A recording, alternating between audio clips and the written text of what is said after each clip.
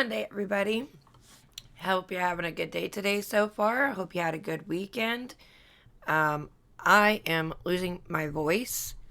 So apparently, I don't know what it is. I've really been getting back into just finding old music that I used to listen to, getting kind of nostalgic. I'm not sure why.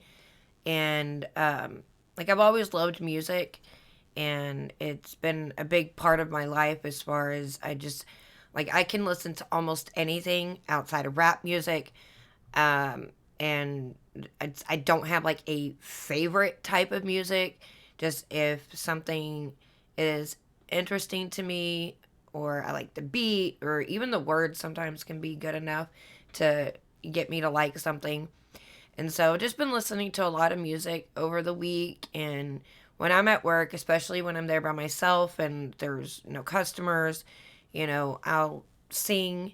And the other day I was there by myself and it was so dead, and I was hanging up tickets in the back and I was totally belting. And I think that, that was just kind of harsh on my voice. And I really just need to give my voice a break, obviously. But I just enjoy singing so much. Anyway, so I'm losing my voice. I was not able to do a Sunday Fun Day episode yesterday because we were just way, way too busy. And we tried to start recording, but we just kept getting interrupted left and right. And I'm like, yeah, this isn't the day. So we didn't record one. That kind of sucks because I was really enjoying doing that with Jana, but it's okay. We'll try next Saturday. We'll see how it goes. We were shorthanded, and it was just really busy after being kind of slow for the last couple weeks. And after we got done in the back, we were standing there tagging and taking customers until 4:30. That's when we finished tagging. And then I had to jump in and do payroll, and I was trying to hurry because I was trying to get to our international dinner at church for Mission Week, but then we had some issues with the credit cards and the cash, and I had to figure that out, and I wasn't able to leave, and so I didn't get to go. So my mom had to bring me home. Anyway, that's not important. I figured it out. Everything's fine. Nothing was off. We just did something wrong, and I miscounted the cash. So, that was my week. And, yeah. So, I have some things to talk about today. Some old stories that there's new developments to it that I want to talk about. But first, let's read our daily promise. And it says, that in the ages to come he might shew the exceeding riches of his grace and his kindness toward us through Christ Jesus. Ephesians 2:7. Eternity to come shall show forth the evident proof of God's promise to give us part in immeasurable riches. To be sure, these are not the petty and childish riches of this present world, but only the best and truest gifts to reflect the holy nature of God himself. Okay, and it says, sing, O children of the Most High, thou and thou only, first in my heart, high King of heaven, my treasure thou art. Is that a song, I guess? If it is, I've never heard it. Okay. The first thing I want to talk about is this story. And I don't know if you remember hearing about the story about the man who kidnapped the 4-year-old in Dallas and stabbed him and killed him. So a new development is that he has been found incompetent to stand trial, which to me is that's just crap, honestly. This is from Breitbart, and it says, by Nick Gilbertson, a Texas judge has found Darian Brown, 19, the man accused of kidnapping 4-year-old Dallas boy Cash Gernon and stabbing him to death last May, incompetent to stand trial. Dallas County Magistrate Judge Farrell Chapman's decision Friday came after doctors for both the defense and the prosecution deemed Brown incompetent, the Dallas Morning News reports. Chapman ordered that Brown receive treatment at the North Texas State Hospital System. If Brown, charged with capital murder, regains competency, he would stand trial for his alleged crimes. Heath Harris, Brown's attorney, asserts that his client is schizophrenic and suffers from additional mental disorders. According to the Dallas Morning News, in Texas, defendants must be able to understand court proceedings and help with their own defense. Competency to stand trial is different from sanity at the time of the crime, although Brown's lawyer is mounting an insanity defense. An insanity defense means that attorneys admit their clients committed a crime but did not know right from wrong at the time. See, this is why I don't like these types of rules in law, because anybody can claim insanity. And while I think that someone who kidnaps a 4-year-old boy and kills him is insane, I don't think you are clinically insane.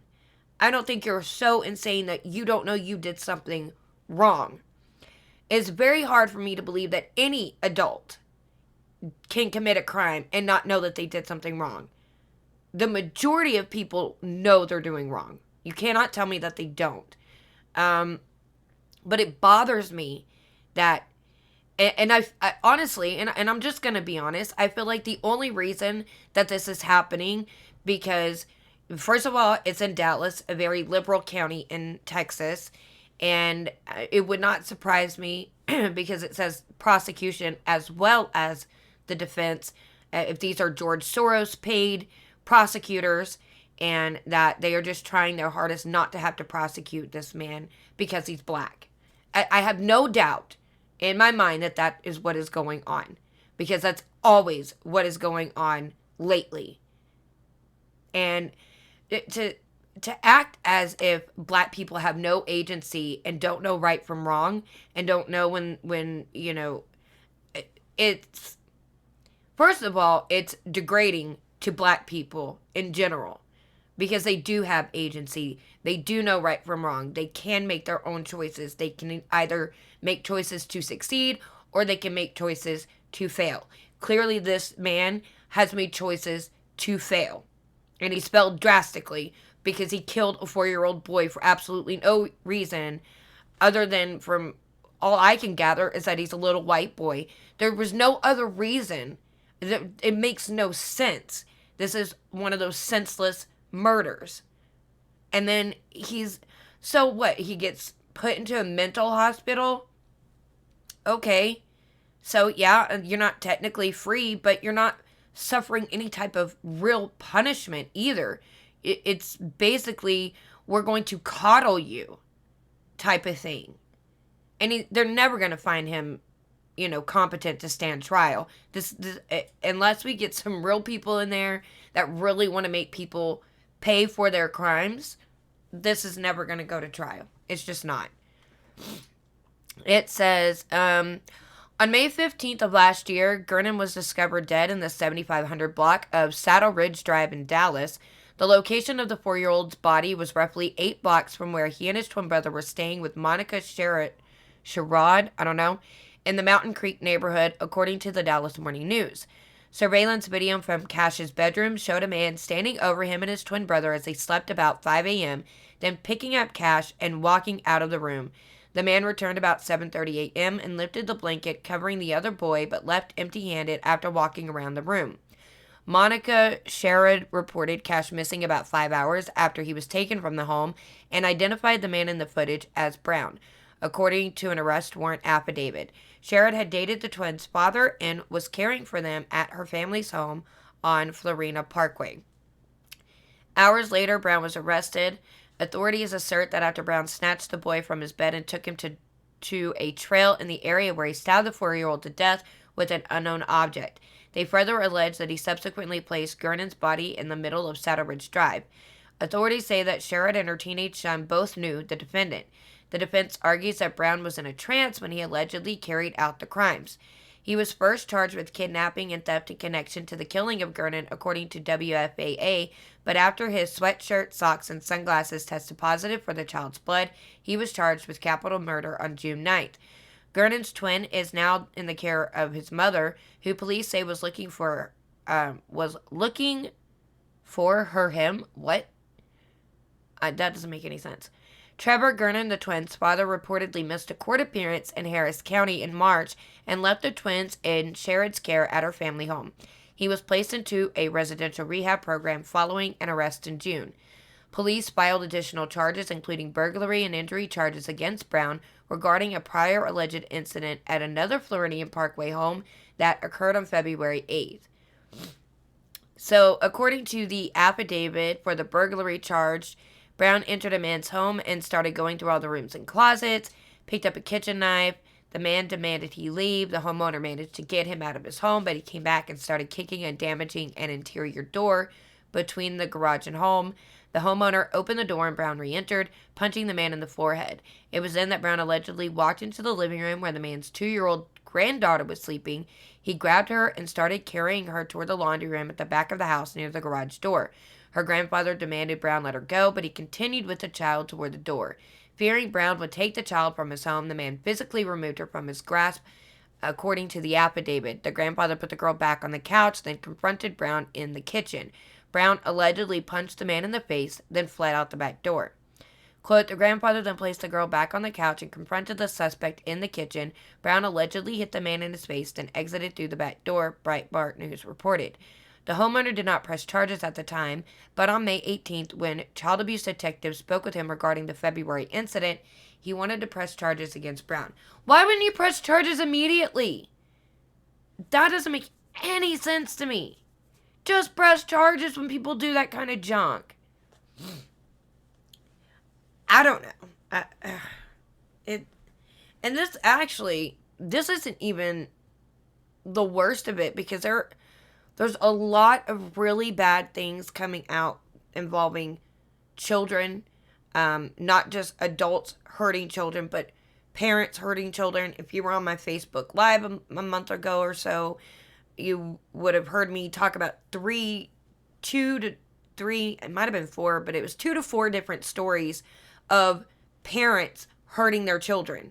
And it was one of those things that my mind just couldn't comprehend as a parent. I don't understand it. As much as kids can drive you crazy, the thought of ever physically harming your child, I don't get it. There was another story about a mom who decapitated her 6-year-old son and their dog, and she claims that the devil was speaking to her. So this is from KWTX.com by Emily Van Der Wright, I guess, and Zoe Brown and Jackson Hicks. So, Kansas City, Missouri, police say a mother killed her 6-year-old child and the family dog Tuesday night in Kansas City. According to KCTV, police received a call late Tuesday night from a woman saying she was concerned someone was trying to harm her. The woman told police she believed the devil was trying to attack her. She denied having any mental illness and hung up the phone, officials said. Police then went to the home for a welfare check and found blood leading up to the front door. Officers could hear a woman singing inside of the residence. As they knocked, the woman sang even louder. One officer looked inside the house and saw the child's severed head. Police forced their way through the home's back door. They found the woman, identified as 35-year-old Tasha, I don't know how you say her last name, Hoffs or Hives? I'm not sure. It's Haefs. With blood on her legs and feet. Beyond the kitchen, officers located the body of the decapitated child. Police said they also found a decapitated dog in the basement.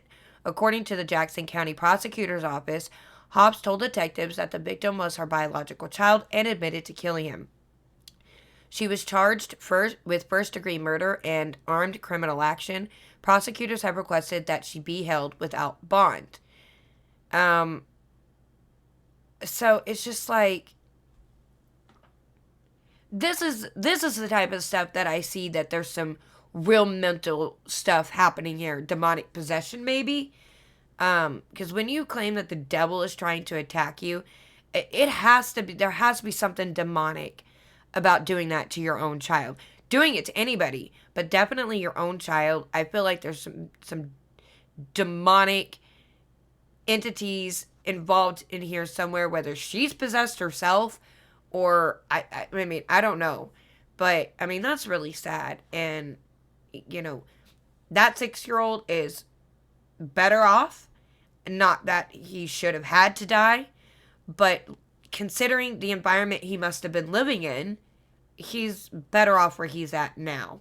And it's sad. And I don't want that to sound insensitive, but that child should not have been with this woman. Because clearly there should have been signs leading up to this type of behavior. You don't just snap one day and this happens. There are signs that you can see, red flags that are like, wow, I don't know, maybe we should look into this because something seems a little off with this person, and I feel like maybe that child is not in the most safe place that they could be. So it's really sad. Enough about murder. I don't like talking about kids being killed, but I mean, it's something that we have to bring it up, obviously. Continuing on with crimes, let's just talk really quickly about the Louisville Mayoral Candidate that was shot at by an activist. I don't know if the guy was associated with BLM. It wouldn't surprise me. He was an activist.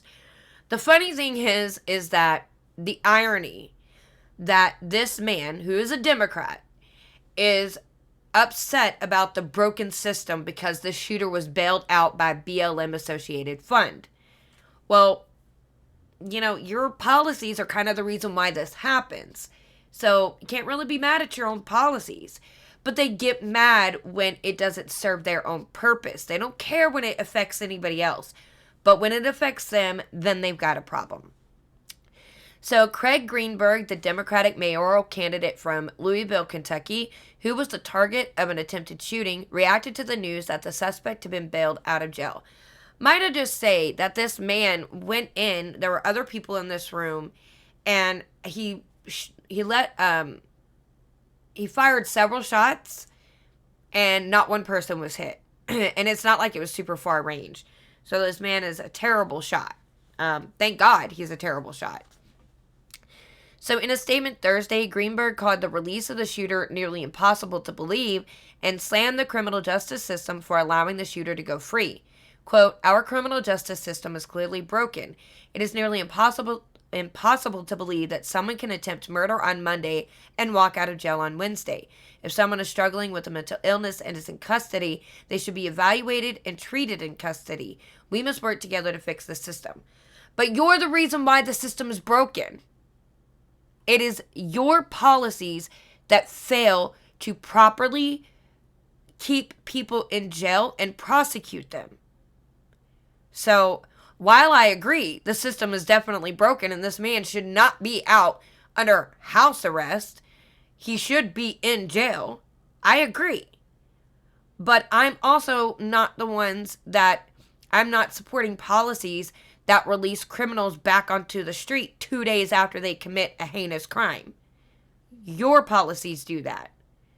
Maybe this is a wake-up call. Who knows? I don't know. Or maybe this is just them, that they're mad because it's not benefiting them in the moment. But they'll go back to the same policies once they're taken care of. Sadly, like others who suffer from a broken system, my team and my family have been traumatized again by this news. However, he expressed optimism that the Louisville Metro Police Department would handle the investigation properly. Quote, "That said, I trust LMPD to carry out this investigation properly so that the individual responsible for trying to kill me will be prosecuted appropriately. Regardless of what leads someone to commit a violent crime, there must be consequences."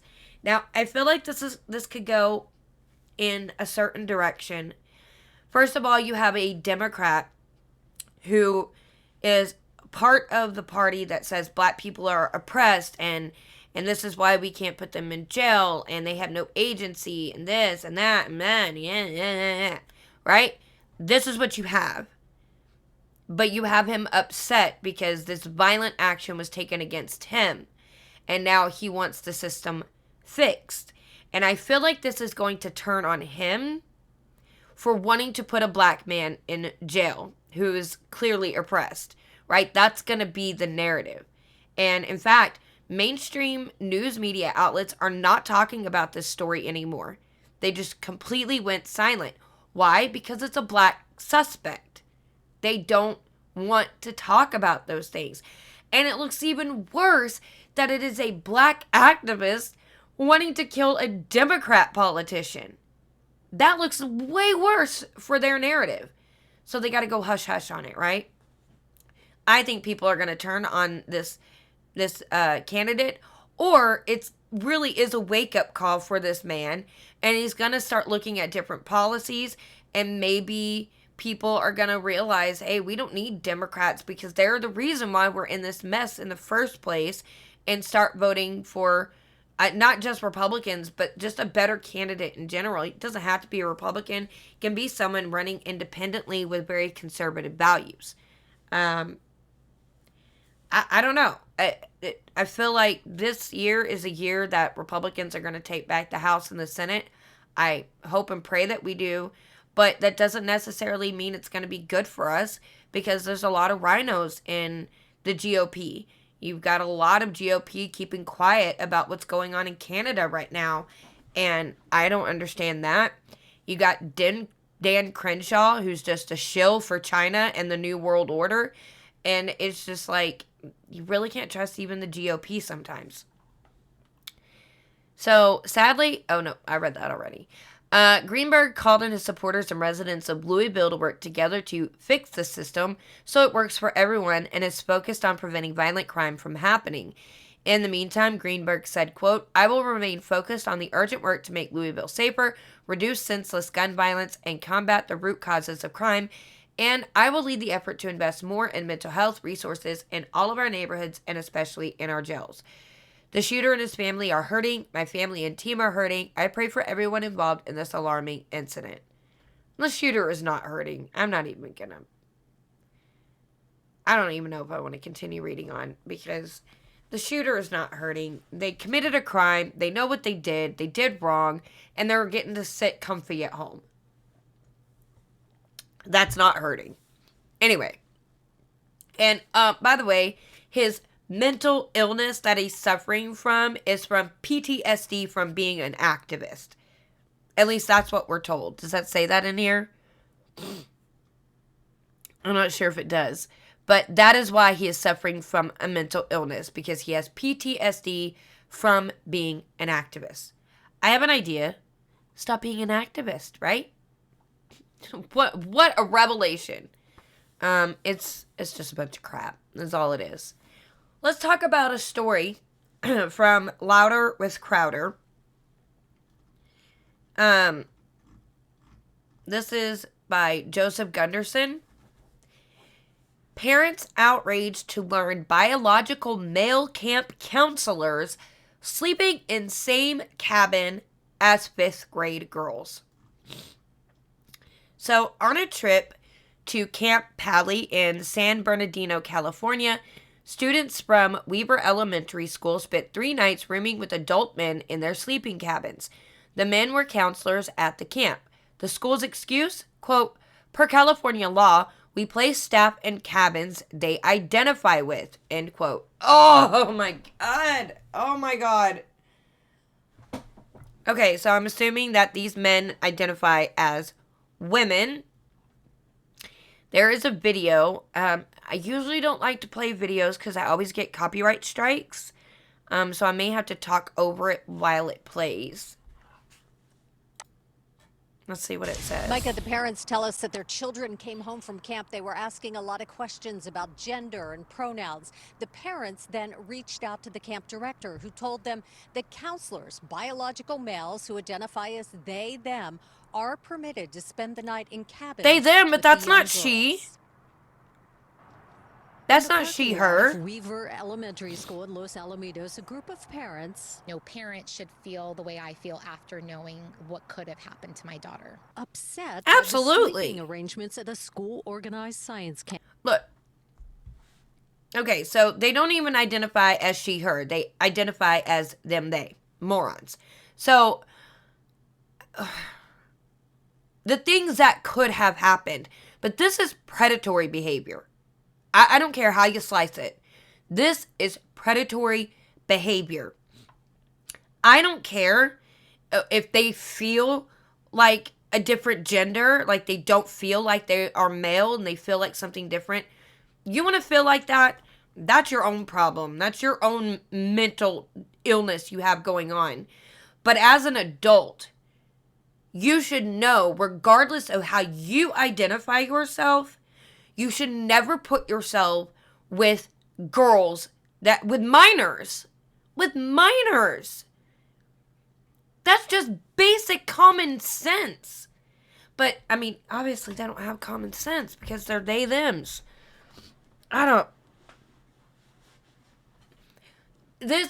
We have such an insane world. This is definitely clown world. But I would go further to say it's demon world. Because a lot of this is very demonic. It's very sinful. It's just, I don't know what is, I mean, I know what's happened. I just don't really know how to put it into words. And it's like I know people are speaking out about it. I know parents are getting upset.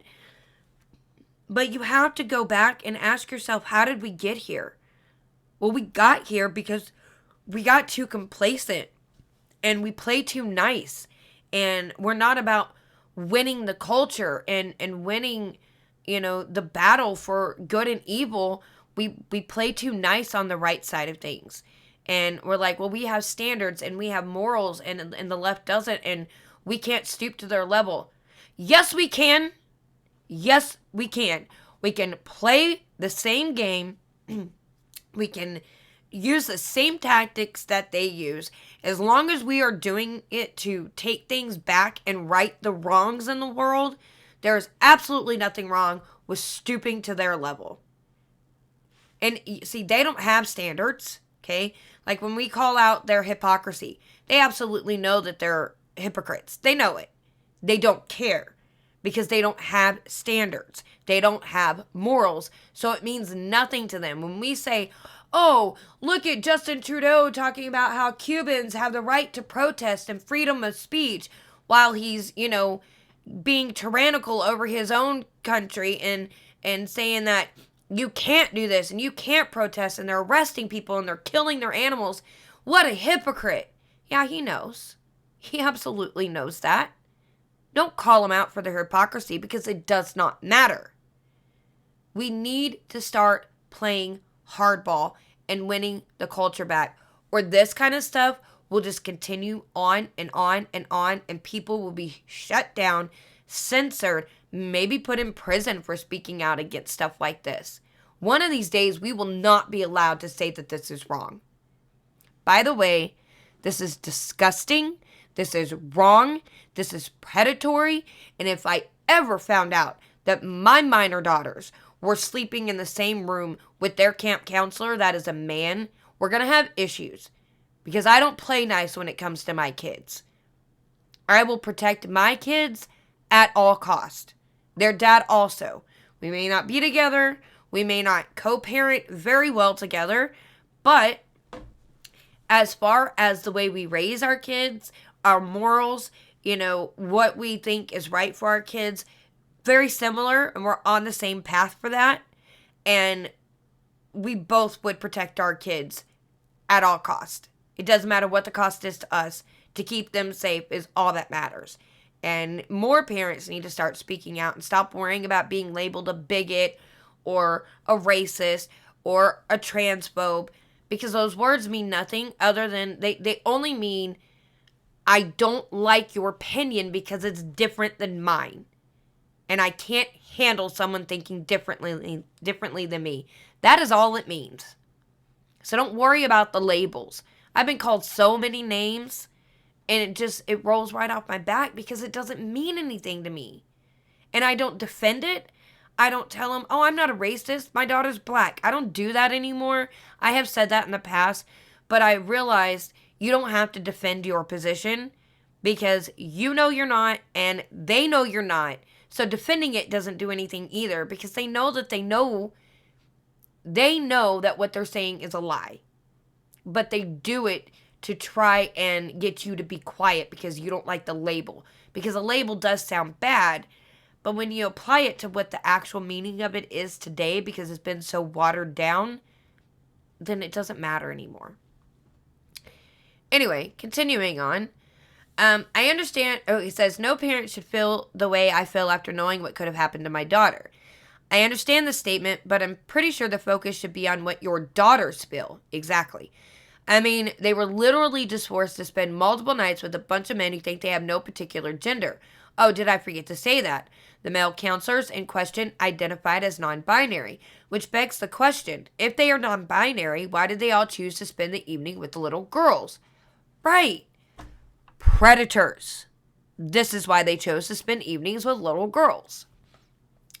Another parent said that she had known about the sleeping arrangement. Had she known about the sleeping arrangement, she would, quote, have kept her children home.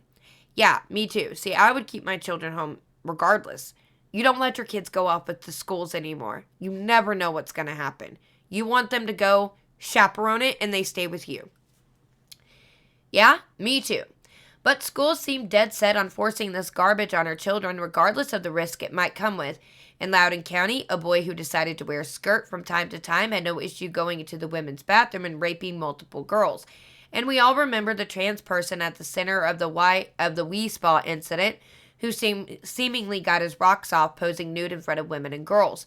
James Lindsay, who has been extremely vocal about the mission many educators and activists are on to destroy our children, wasted no time in saying exactly what so many of us are thinking.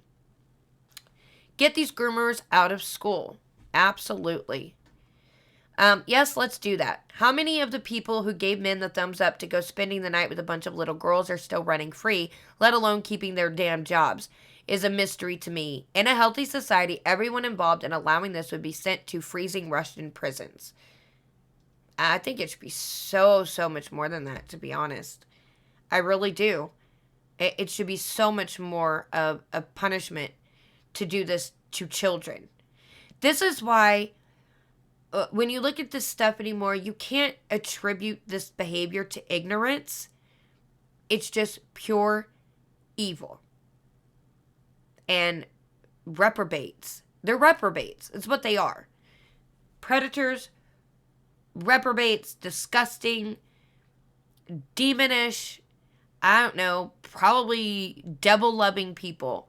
I can't say for sure that they are, but I mean, they're following the father of the world, the devil, with the behaviors that they're displaying, and it's absolutely degeneracy taking over our culture.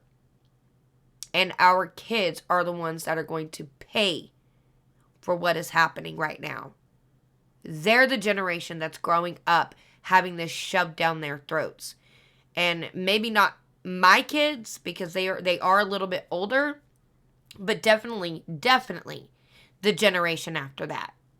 Your ones that have just started pre-K and kindergarten and aren't already, in 9th or 10th grade. So the ones starting out, where they're starting this at the earliest stages of school, that's where we're going to see the damage really take hold and how it's going to ruin these children's lives if we don't stop it. And we need to stop it at all cost. Okay. Let's talk really quickly about this dude here. He had a meltdown over a school offering gun safety course. Now, I don't know anything about this story, but I saw the headline and I thought, a school offering gun safety? Is it a high school? Is it a college? I don't know, so I just wanted to check it out. So this is by Brodigan, and of course he's really funny, so his articles are usually pretty comical. It says that there's a school in Hot Springs, Arkansas, that is offering a gun safety course for students. Gun safety is a valuable thing for everyone to learn, even if you're not a gun person. Just ask Alec Baldwin. A rational person can see that. Oh, by the way, Alec Baldwin is definitely being sued by Helena Hutchinson's family for, I think, gross negligence, maybe. And I definitely think that he should be charged still. Sorry. I had to get a drink. I'm drinking a Slim Fast. It's a vanilla cream. Now, obviously, I'm not drinking this for any health benefits or to lose weight, but sometimes when I'm a little hungry and I don't want to eat, these I've noticed actually fill me up a little bit, and then I can eat later. I had to record, and I was hungry, and I didn't have time to eat because I'm on a time crunch. Anyway, so a rational person can see that. A rational person who disagrees with the class cannot sign their son or daughter up for it. This specimen has his panties wedged so far up his no-no area over this, he can barely form words. Not sure if he is a parent from the school district or a parent at all. I'm guessing no to both counts. Let's take a look. This is in Wyoming. These are 5th and 6th graders, and this is their PE class. This isn't an after-school program. This is during school hours. I love it. Let's ban books about history, the Holocaust, slavery in the U.S., all these other things because it might make them uncomfortable, but let's give them guns during a class in school. Let's not teach them about reproductive health and the fact that other humans are different from them, but let's give them guns in school. Let's completely avoid the conversations of the absolutely horrific things that humans have done to one another to make it so that we don't repeat things, but let's give them guns in school. Are you out of your minds? Well, it teaches a responsibility and a way around a weapon. This is what's wrong. Oh, I have tears. What a beta male. I'm more manly than this guy. Oh my gosh. Sorry for the when I edit this, I will do my best to figure out how to bleep out curse words. I don't know how to do that, but I will try so I can bleep those out. Oh my god. I think I can do a voiceover, and just make my own beep. I'll figure it out. Anyway, what a loser. Okay, let's find common ground. That thing he does where every time he puts his hand up in front of his camera, it looks like he's holding a graphic of the Facebook post. That was pretty dope. I'd like to know how to do that. I think it's retarded, but okay. The rest of his argument, one where he was about to cry like a little girl whose mom wouldn't let her take a gun safety class, leaves a lot to be desired. Our friend is melting down over schools teaching this and not teaching woke jive he would prefer them to teach. It seems directed at parents being more vocal to their school boards, specifically when it comes to the Marxist indoctrination method known as CRT. This is where students are isolated by race and taught to hate and mistrust each other. A diverse group of parents spanning all races has been vocal against this, many of whom have darker skin than pasty McMannays here. And no one is giving the kids guns. They're teaching kids how to safely use guns. If they were giving kids guns, that would be effing awesome. Here's hoping Pasty managed to calm down and get the last of the sand out of his lady bits. Getting this emotional over something so silly is no way to live. Yeah, I'm pretty sure they're not actual guns, okay? They're not going to be able to actually shoot somebody with them. But I think it's a great idea to teach gun safety because there's a lot of gun crimes by people that have guns illegally. And I think that people should automatically know how to use a weapon if ever they need to. I wish I had some gun safety courses that I had taken. And while I'm not an idiot, I know you don't point your gun at people. I know you don't keep your finger on the trigger unless you're shooting the gun. I know basic gun safety and I know how to shoot a gun. But I'm sure that there are other things that I could learn so that I would feel more comfortable carrying a gun on me. I don't feel comfortable at the moment because I would be more afraid that I would hurt myself because I don't have, I can go to a shooting range or go outside and shoot a gun. But faced in a situation where I may have to use a gun on a person, I don't know if I could do that without hurting myself or hurting someone else because what if I'm not quick enough? What if I choke, I've never had to use a weapon against anybody other than my pepper spray when I got robbed, and that failed, horribly. So, it was definitely a failure because I got pepper sprayed basically all over my face and my arms. So, I don't think I'm comfortable enough. Well, I know I'm not comfortable enough to carry a gun, but if I had, as a kid, more gun safety courses, then I would definitely be carrying one all the time. But I'm just not prepared enough for that kind of stuff. And I would prefer not to hurt anybody that I wasn't necessarily trying to hurt. Say, if it's not the person attacking me, but I hurt someone else as a bystander, I would feel awful. So I get it. And I think it's great that we would teach kids gun safety. That doesn't mean you just give them a gun and let them go around willy-nilly with it. You teach them how to use it, and the older they get, you give them more gun safety over years and years. That way, by the time they're able to own their own gun, they know what they're doing, and they can go carry a gun and be safe. Anyway, I'm all for it. Let's talk about here, Jeffrey Epstein's pimp. I thought this was pretty interesting because you haven't heard much about Jeffrey Epstein, and there's a lot going on with Ghislaine Maxwell right now, wanting a retrial, and there's a lot of stuff going on with that, but I don't even care to read about it until we have some kind of final decision on what's happening with that. But this is Jeffrey Epstein's pimp was found dead in jail of apparent suicide, and Ted Cruz is asking questions we're all thinking. So this is also by Brodigan. So I think it's pronounced Jean-Luc Brunel. The man believed to have found Jeffrey Epstein all the underage girls the convicted pedophile slept with and possibly shared with his friends is dead. Stop me if you heard this one before. Brunel was alone in his cell where he was serving time for rape and was found hanging in his prison cell, alone, and was not believed to be suicidal beforehand. Here is how the story is being reported by the corporate media. It's very reminiscent of when Jeffrey Epstein, who had powerful friends he may or may not have been able to implicate, was found hanging in his jail cell. He was serving time after being convicted as a pedophile. One night, all the cameras stopped working at the exact same moment all the guards took a coffee break. It launched tons of conspiracy theories and hilarious memes. Historians point to the Epstein didn't kill himself era as the golden age of the internet. Now that Brunel has suicided himself in the same fashion as Epstein, people have questions like Senator Ted Cruz, who is tweeting out what a lot of people are thinking. Anyone know where Hillary was this weekend? Absolutely. Prior to Epstein killing himself, people would joke on the internet that the Clintons, who were close friends of Epstein, would have had him killed and make it look like a suicide.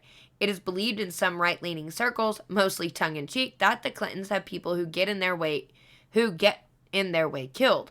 A lot of former associates and or people who have done business with the Clintons have decided to kill themselves at some point. That, too, has led to some hilarious memes. Listen, kid, I don't have much time. I have information that will indict Hillary Clinton. Harambe. Anyway. But it is all conjecture and innuendo.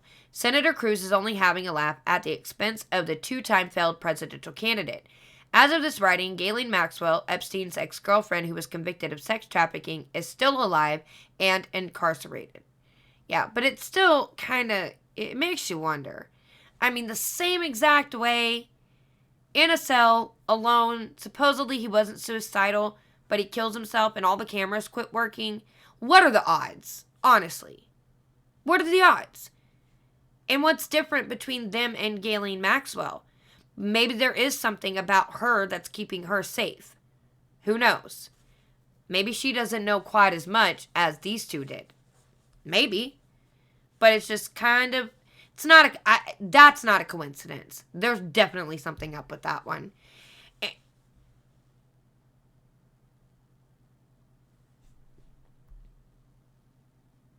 Anyway, I just realized that I was not recording that on audio. So, let me just do a real quick recap here. We were talking about the man getting mad about teaching gun safety to the kids in schools, and he's a beta male, and I'm more manly than he is, and I wish I had had some gun safety lessons taught to me so I would feel more comfortable carrying a gun on me at this moment, but I don't because I'm afraid that I might hurt someone else or myself, like I did with the pepper spray in the robbery that happened a year ago. Anyway, and then we moved on to Jeffrey Epstein's pimp that used to find all the underage girls for Jeffrey Epstein. He was serving time in prison for rape, and he was found to not be suicidal, yet he hung himself in his prison cell alone, and the cameras weren't working. Ted Cruz wants to know where Hillary was that weekend. It's all tongue-in-cheek and just having a laugh because Ghislaine Maxwell is still alive. But I said I don't consider this a coincidence, just that seems too similar, and it's hard to believe that that's a coincidence. Anyway, so sorry I forgot to hit record because I paused it to play the video because you can't hear it on as a blind viewer. Anyway, so sorry about that. That was a quick rush through. By the way, his name was Jean-Luc Brunel, if you want to check out the story. The last thing we're going to take a look at is from the Daily Wire by Star Parker, and it's an opinion piece, and it's called Learning the Lessons of Black History, and I thought since this is Black History Month, we should read it. So, February is Black History Month. Why do we need Black History Month? Why don't we set aside special occasions to observe the history of other ethnicities in our country? My answer to this question is that Black history tells a uniquely important story in our nation. It is a story that no other race or ethnicity shares. It is a story that must be grasped and understood if we are to understand our country as a whole, where it has been, and where it needs to go. Unique among a large percentage of Black Americans is a history in which their ancestors did not choose to come to America. They were brought here by force and enslaved. No other ethnicity shares a history in which their ancestors did not come here by choice. That's actually not true. There were some Europeans that were brought here, I believe, indentured servitude, so they weren't called slaves, but they were indentured servants. And they were only, the reason why it's indentured servitude is because it's a specific amount of time that you're there and then you're free. But that's not true. There were some people that were brought here that were not Africans. Anyway, according to the 1790 census of the United States, of a population of 3,893,635, 17.8%, or a total of 694,280 were slaves. Whew. In a nation founded on the principle of human liberty, almost 1/5 of the population were slaves. How should we understand this? That slavery was practiced all across the globe, and, people really didn't see anything wrong with it until one day people here in America said, yeah, this actually is wrong, and we outlawed it within 90 years of becoming a country. We're the only ones who uniquely did that. Maybe I know she's not demonizing America. I know she's going to get to a good point here. I'm just giving my opinion. Some want to tell us that slavery is not just a stain on American history, but that it defines America and American history. That America is a nation founded in racism and evil, and that the task today is to reinvent and recreate the nation. This is what wokeness and DEI, or diversity, equity, and inclusion programming, is about. Those who have declared that the nation was evil at its birth now want to seize control and put themselves in charge of deciding what it should be about and what it should look like. This is a great and dangerous distortion doomed to add on to, not erase, the sin at America's founding. The proclamation from the White House noting National Black History Month 2022 says, quote, "Our nation was founded on an idea that all of us are created equal and deserve to be treated with equal dignity throughout our lives," end quote. This, I think, is false. Our nation was not founded on an idea. An idea is a product of thought. When slave trader John Newton, composer of the haunting hymn Amazing Grace, had the horrible confrontation with himself, realizing the grave sin he had committed, he wrote, quote, "I was lost, but now I'm found. Was blind, but now I see." Newton did not discover he had a bad idea and decided to replace it with a better idea. He realized that there is truth in the world, which he gravely violated. I'm going to have to look into that because I don't think that Amazing Grace is about that. Amazing Grace is about finding salvation. I was lost, but now I'm found. Was blind, but now I see. You were lost, and you're found now because you've accepted Jesus as your Lord and Savior. I'll have to look into that.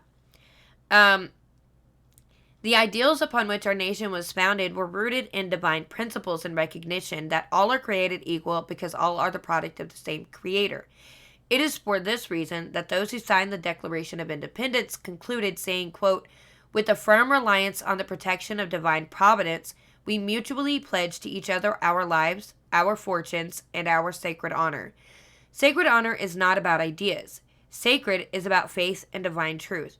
The presence of slavery at our nation's founding was about man's ability and willingness to sin. Slavery was the symptom, not the cause. Black history is documentation that even in a great nation, sin was present. The Creator gave man the ability to choose. This is why freedom is important. Men cannot be denied their ability to choose, but they also cannot escape their responsibility to choose good over evil. That's the thing. Liberty is not the freedom to do whatever you want. Liberty is the freedom to do what is right. That's the definition, the true definition of liberty. This is the lesson we must learn from Black history. We will not live right, we will not treat our neighbors right until we recognize that we are all the results of the same Creator. America is in crisis today because recognition of that Creator has been widely purged. And like the plantation owners that usurped truth, so today we have a new generation of usurpers. This is what we must recognize and fix. So it says, the views expressed in this piece are the author's own and do not necessarily represent those of the Daily Wire. Yeah, so Star Parker is president of the Center for Urban Renewal and Education and host of the weekly television show Cure America with Star Parker. So I don't know who she is. She's an American syndicated columnist, Republican politician, author, and conservative political activist. In 1995, she founded the Center for Urban Renewal and Education. In 2010, she was the unsuccessful Republican nominee for the United States House of Representatives in California's 37th District. Okay. But what is the Center for Urban Renewal and Development? So it's a policy and research center that seeks free market solutions to provide education, employment, healthcare, and opportunity for Black families to grow and their communities to flourish. CURE is at the forefront of revitalizing America. Okay, well, anyway, like I said, I have a few issues with her article. Some of her opinions I disagree with. But while we're talking about it, let's check on the Amazing Grace song. So Amazing Grace is one of the most beloved hymns of the last 2 centuries. The soaring spiritual describing profound religious elation is estimated to be performed 10 million times annually and has appeared on over 11,000 albums.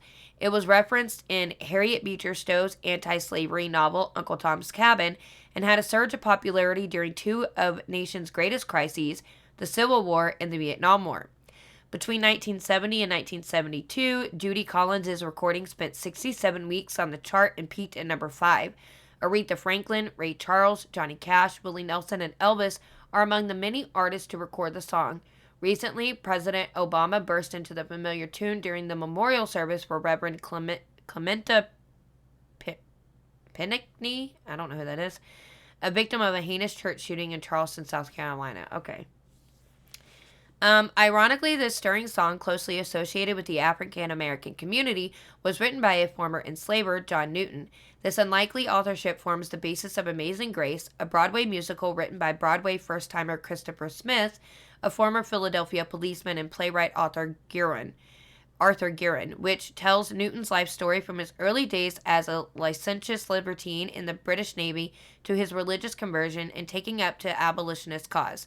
But the real story behind the somewhat sentimental musical told in Newton's autobiography reveals a more complex and ambiguous history. Okay, so, let's see. The stage version has John's father leading a rescue party to save his son from the calculating princess, but in actuality, the enterprise was undertaken by a sea captain asked by the senior Newton to look for the missing John. During the voyage home, the ship was caught in a horrendous storm off the coast of Ireland and almost sank. Newton prayed to God, and the cargo miraculously shifted to fill a hole in the ship's hull, and the vessel drifted to safety. Newton took this as a sign from the Almighty and marked it as his conversion to Christianity. He did not radically change his ways at once. His total reformation was more gradual. That's typically how it works. I cannot consider myself to have been a believer in the full sense of the word until a considerable time afterward, he later wrote. He began reading the Bible at this point and began to view his captives with a more sympathetic view. So it was not until 1788, 34 years after leaving it, that he renounced his former slaving profession by publishing a blazing pamphlet called Thoughts Upon the Slave Trade.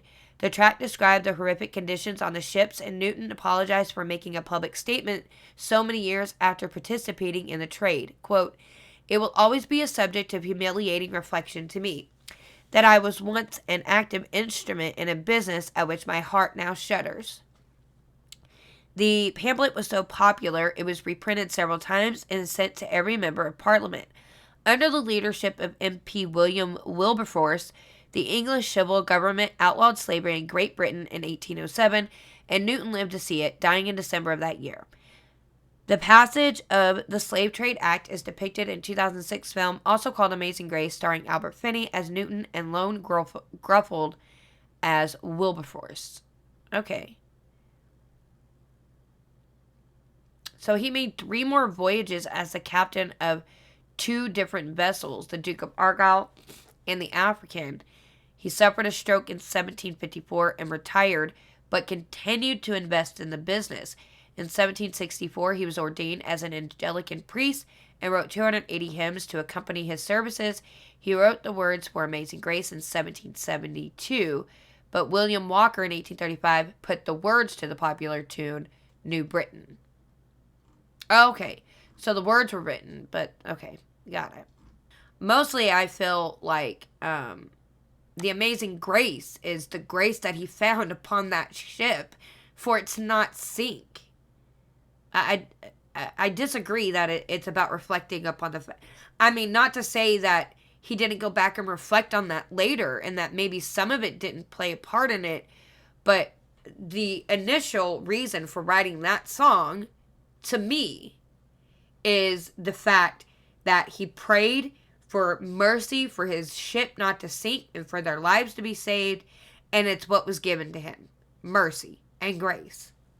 So, I have a little bit of disagreement that it was written about the fact that he was lost because he was slave trading, but then he was found because he had the enlightenment that it was wrong.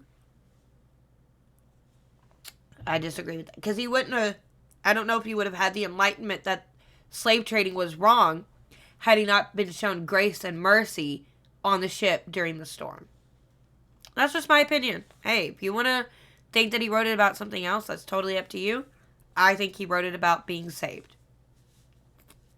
And when I sing it, that's what I feel. So, but I guess you could put any type of meaning to it that you want. I just think that's what he initially meant about when he wrote it. Anyway, we're going to leave that here for today. I hope you had a good time today. Thank you for joining me. Don't forget, go subscribe to my podcast over on Spotify, Anchor, Google Podcast, Apple, whichever platforms you can. Leave me a review. And check out my YouTube channel. You can go watch my videos, like them, share them, leave me a comment. But please, please subscribe to the channel. I'd really appreciate it. But also hit the notification bell so you know when I upload new videos, because subscriptions don't mean that you're going to know that the videos are there. Although they're there every Monday, just so you know, 9 a.m.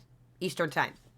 Anyway, I hope you have a good rest of your day, and I look forward to hanging out with y'all again. Have a good day, and God bless.